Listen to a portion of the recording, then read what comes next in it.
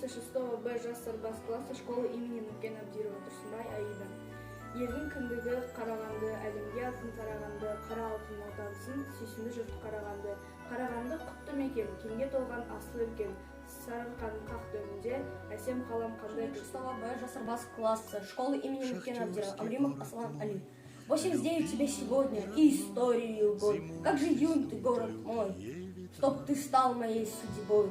Дворец, узор восточной сказки, все двери настежь отвори, идут шахтерские каски. 6 Б класса жас школы имени Нуркен Абдирова Бондаренко Мария. На город прекрасно посмотри, он весь залит сиянием зари. На улицах стоят высокие дворцы, каких не видели ни деды, ни отцы.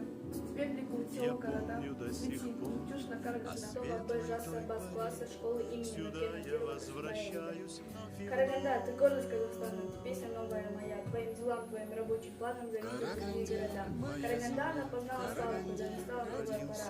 Горячий старый души, металл спешит в небо, Сарбаз имени Нуркен Абдирова Ефимов Артем. Ужасный город, мой любимый и родной.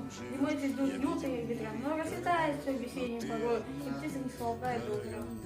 Мен 8 сыныптың оқушысы Абуталипов Ислам. Қарағанды күніне орай Қасым Жоловтың өлеңін айтамын.